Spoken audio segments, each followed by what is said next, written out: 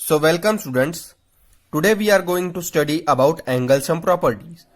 So you all are familiar to triangles and various shapes.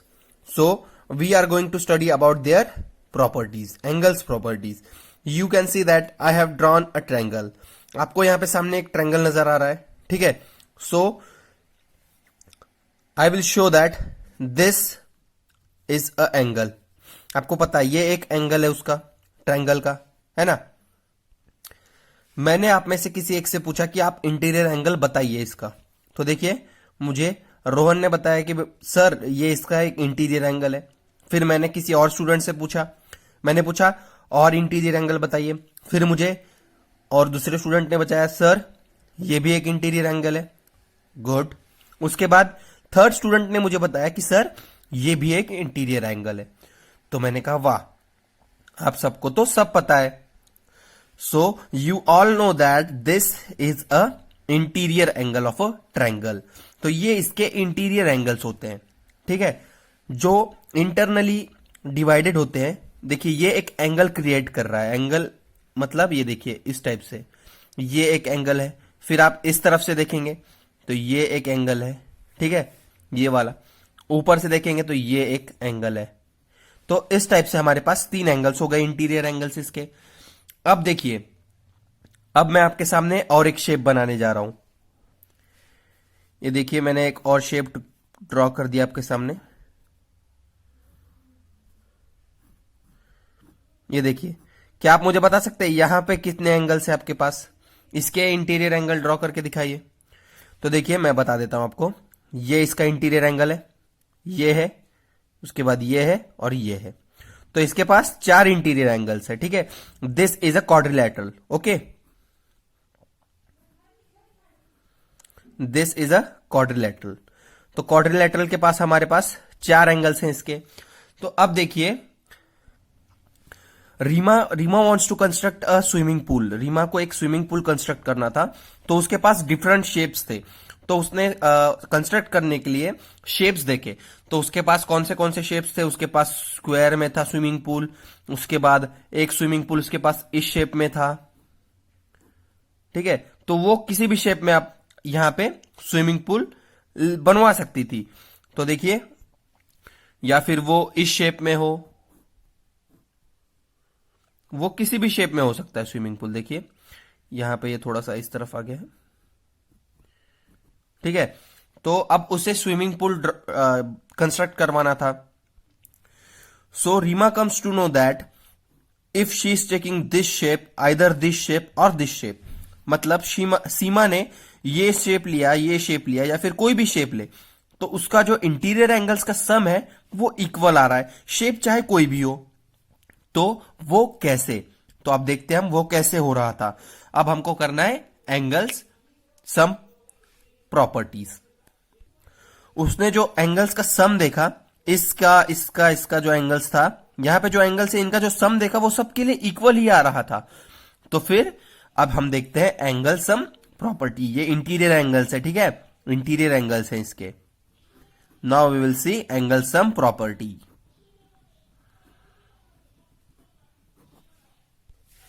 As you all know that Rima wants to construct pools in shape of rectangle, pentagon or either anything. Okay, तो देखिए आप देख सकते हैं यहाँ पे number of sides कितने. ये देखिए ये एक रेक्टेंगल, तो यहाँ पे साइड्स कितने हमारे पास? 1 2 3 4 साइड्स. पेंटागन है तो आपको पता है 5 साइड्स. तो एंगल सम प्रॉपर्टीज क्या होती है? वो होता है एक फॉर्मूला होता है हमारे पास एंगल निकालने के लिए, interior angle of a triangle. So sum of interior angle of a triangle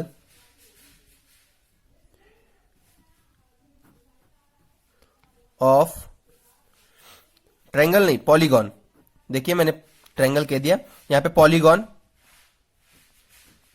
तो पॉलीगॉन का जो सम निकालना होता है हमें, वो इंटीरियर एंगल्स का कैसे निकालते हैं? n-2 into 180, where n is number of sides of polygon, of given polygon. तो देखिए,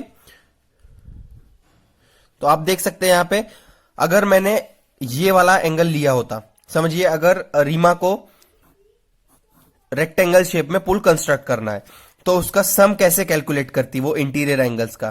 तो देखिए यहां पे हम क्या करेंगे सबसे पहले, तो अब देखिए यहां पे हम इंटरनली एक डायगोनल बना लेते हैं। डायगोनल मतलब आपको पता है, दिस इज अ डायगोनल। देखिए ये अच्छा नहीं आया है, यहां पे एक बार ड्रॉ कर देता हूं मैं। तो देखिए ये एक डायगोनल हो गया इसके लिए। तो अब क्या आपको दिख रहा है यहां पे, देखिए यहां पे आपको ट्रायंगल्स दिख रहे हैं 1 और 2, यहां पे 2 ट्रायंगल्स है, ठीक है। तो अब आपको पता है कि sum of interior angle of triangle is 180, ठीक है। दैट मीन्स अब वहां पे देखते हैं हम, यहां पे मैंने इसको नेमिंग कर दिया। चलिए मैं यहां पे एक क्वाड्रिलेटरल बना देता हूं, आपको क्वाड्रिलेटरल में समझाते हैं हम।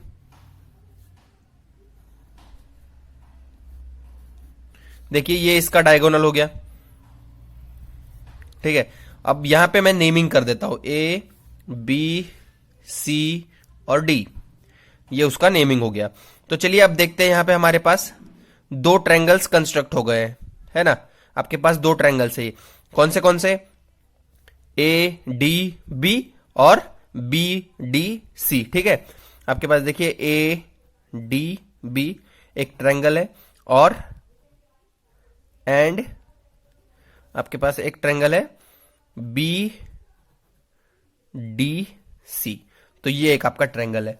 तो देखिए दैट मीन्स जो angle triangle A D B होगा, उसका जो एंगल्स होंगे, मैं इसके यहां पे नंबर्स डाल देता हूं। देखिए 1 यहां पे ये हो गया, उसके बाद ये सेकेंड एंगल है उसका 2, और यहां पे देखिए यहां पे हम दे देते इसको 3, यहां पे देखिए यहां पे आ जाएगा हमारे पास 4 5 और ये 6, ठीक है। मैंने इसे नेमिंग कर दिया इस टाइप से। तो देखिए अब हम क्या करेंगे, देखिए एंगल 1 फर्स्ट एंगल, ये जो एंगल है, plus angle 2 plus angle 4 is equals to 180, क्योंकि आपको पता है angle sum property of a triangle कहती है कि इंटीरियर एंगल्स होते हैं 180। तो उसके बाद देखिए ट्रायंगल बीसीडी में क्या होगा, ट्रायंगल बीडीसी सॉरी, तो बीडीसी में क्या होगा, देखिए angle 3 plus angle 5 plus angle 6 is equals to 180, है ना। यहां पे भी आपके पास 180 आ जाएगा। तो देखिए now observe angle 2 plus angle 3, देखिए angle 2 plus angle 3, angle 2 plus angle 3 कितना हो जाएगा, वो हमारे पास होगा ट्रायंगल ए डी सी। देखिए यहां पे ये ए डी सी, ये एक एंगल हो जाएगा, ठीक है। अगर आप 2 और ये पूरा देखिए, आप इसे कंबाइन करेंगे तो ये एक एंगल हो जाएगा, angle A D C. Okay, I hope you are getting. So देखिए यहां पे ये इसका एंगल हो गया, और देखिए ये 4 और 5 जो है इसे हमने कंबाइन कर दिया, तो ये कौन सा एंगल बन जाएगा, ये बन जाएगा ए बी सी। तो देखिए angle 4 plus angle 5 is equals to angle A B C. तो हमने इन दोनों को जब कंबाइन किया ये एंगल्स को, तो हमें ये 2 एंगल्स मिले। ओके, तो अब देखिए अब हमें क्या करना है, the sum of interior angles of quadrilateral is, मतलब अब इंटीरियर जो एंगल होते क्वाड्रिलेटरल का, उसका सम निकालना है हमें। तो देखिए इंटीरियर एंगल्स का सम क्या होगा, angle D A B plus angle A B C plus angle B C D plus angle A D C. Okay, देखिए ये जो हो गया हमारे एंगल्स हो गए, ये देखिए ये वाले वो मैंने इसमें इंसर्ट कर दिए, और यहां के जो है डी ए बी और ए बी यहां से आ गए हमारे पास। तो इसका जो सम होगा वो कैलकुलेट करते हैं हम, ठीक है। देखिए angle 1 plus angle 2 plus angle 3, angle 4 plus angle 3, देखिए 1 2 4, ये जो है हमारे पास ये है 1 एंगल 1, ए एंगल हमारा 1 है, बी एंगल हमारा कितना है, बी एंगल हमारा था पहले 4, तो हमने इसे यहां पे कर दीजिए 4, ठीक है। उसके बाद हमारा जो सी एंगल है वो था 6, तो सी एंगल को 6 लिख देते हैं यहां पे हम। उसके बाद देखिए आपका पास जो एंगल है बीच का डी एंगल हमारा कितना है, हमारा डी एंगल है 3 और 2, तो हम 3 और 2 लिखेंगे, 3 एंड प्लस यहां पे 2, और यहां पे 6 और 4 और 5 था, तो 5 यहां पे लिख देता हूं। तो देखिए जब आप इसे कैलकुलेट करेंगे तो आपको पता है हमने जो एंगल कैलकुलेट किए थे, ये देखिए 1 2 ये 4, एक साइड ले आऊंगा मैं, angle 1 plus angle 2 plus angle 4, उसके बाद plus angle 3 plus angle 5 plus angle 6, ये एक साइड आ गए।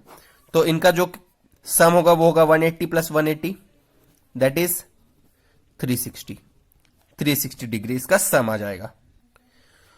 तो sum of interior angle of quadrilateral, INT लिख देता हूं सीधे, ऑफ क्वाड्रिलेटरल इज 360 डिग्री। अब देखिए अगर आप पेंटागन ड्रॉ करते, देखिए पेंटागन मतलब कितने साइड्स, 5 साइड्स है ना। तो ये हो गया आपका एक पेंटागन, 1 2 3 4 5 साइड्स। अब आप देखिए पेंटागन में आप कितने ट्रायंगल्स बना सकते हैं, तो देखिए आपके पास 3 ट्रायंगल्स हो जाएंगे।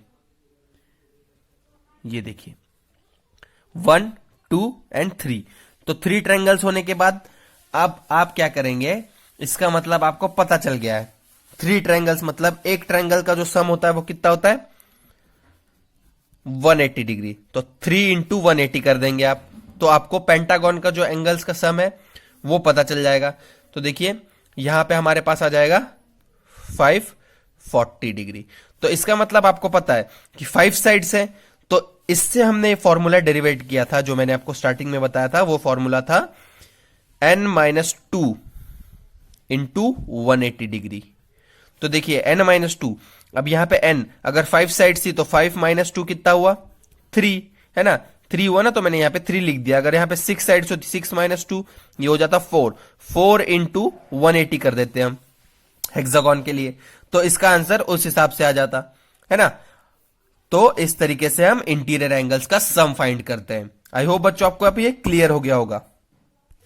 सो now we will see a example, find the angles of regular pentagon. अब पेंटा सुनते ही आपको याद आ जाना चाहिए, पेंटा मतलब 5 साइड्स, ठीक है, पेंटागन। तो अब मैं आपको बता दूं, आपके पास n है, तो we are given that pentagon has 5 sides, so n is equals to 5, n is equals to 5 लिख दिया। अब उसके बाद सम ऑफ इंटीरियर एंगल्स,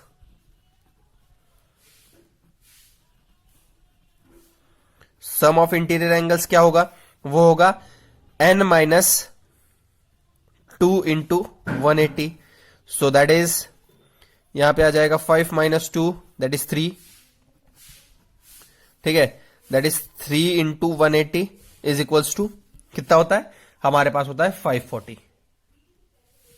तो 5x मतलब जो पेंटागन की साइड से कितनी है 5x, मतलब देखिए यहां पे 5 से यहां पे 3 से मल्टीप्लाई करने के बाद आपके पास ये आया। अब हमें क्या करना है, एक सिंगल एंगल फाइंड करना है, find the angles of regular pentagon. तो एक एंगल फाइंड करना है, तो देखिए हम क्या करेंगे, 5 साइड्स होती है, लेट एंगल मेजर bx, मतलब एक एंगल का जो मेजर है वो होगा x। तो देखिए साइड्स कितनी है 5x इज इक्वल्स टू 540, तो x की वैल्यू क्या जाएगी, x is equals to 540 upon 5, that is x is equals to 180। तो इसका मतलब एक एंगल का जो सम होगा वो होगा 180। आई होप आपको ये क्लियर हो गया होगा। अब मैं और एक एग्जांपल यहां पे ले लेता हूं। तो देखिए जो हमारे पास एक क्वाड्रिलेटरल है उसका जो एंगल्स दिया हुआ है, क्वाड्रिलेटरल यहां पे लिख देता हूं मैं, क्वाड्रिलेटरल का जो एंगल्स है वो किस रेशो में, आर इन रेशियो, यहां पे जो उनका रेशो दिया हुआ है वो है हमारे पास, देखिए एंगल्स का जो रेशो है हमारे पास है 3:4:5:6। फाइंड द एंगल, हमें ये कहा गया है एंगल फाइंड करने के लिए। तो देखिए अब हम क्या करेंगे, लेट हमको पता है सम ऑफ ये sum of interior angles of quadrilateral is 360. So let angles B, ratio इसका हम लिख लेंगे 3x plus 4x plus 5x plus 6x is equals to 360. हमें पता है इसका जो सम होता है वो 360 होता है. तो अब हम कैलकुलेट कर लेंगे. 3 और 4 7, 7 प्लस यहां पे हमारे पास 5 कितना हो जाएगा 12, 12 plus 6 18. 18x is equals to 360. So x is equals to कितना आएगा हमारे पास, x इज इक्वल्स टू आ जाएगा हमारे पास 20. ठीक है, x इज इक्वल्स टू 20 आ गया हमारे पास. तो x की वैल्यू 20 आने के बाद हम क्या करेंगे, यहां पे x की वैल्यू पुट करेंगे. तो फर्स्ट एंगल कितना होगा 3 इंटू 20 दैट इज 60. उसके बाद 4 इंटू 20 दैट इज 80. उसके बाद देखिए 5 इंटू 20 दैट इज 100. उसके बाद देखिए 6 इंटू 20 दैट इज 120. तो जब आप इसे कैलकुलेट करेंगे टोटल ओवरऑल को, तो हमारे पास आएगा आंसर 360. तो this is angles of quadrilateral. तो हमने हर एक एंगल को कैलकुलेट कर लिया. ये क्वाड्रिलेटरल के एंगल्स हैं. तो इस टाइप से आपको एंगल्स को फाइंड करना है. आई होप आपको ये क्लियर हो गया होगा. अब हम रिवाइज कर लेते हैं. तो देखिए पॉलीगॉन के लिए यहां पे पॉलीगॉन्स दिए हुए हैं हमें, और नंबर ऑफ साइड्स क्या है हमारे पास, देखिए n इज 3.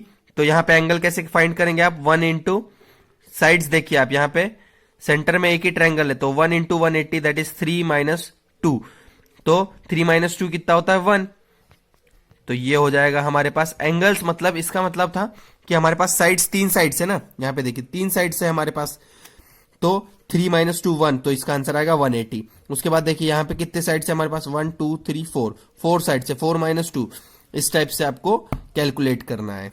तो एट द एंड हमें क्या पता चला कि फॉर्मूला क्या होता है, n माइनस 2 इंटू 180. किसके लिए, इंटीरियर एंगल्स फाइंड करने के लिए, sum of interior angles. I hope आपको यहां तक अब क्लियर हो गया होगा.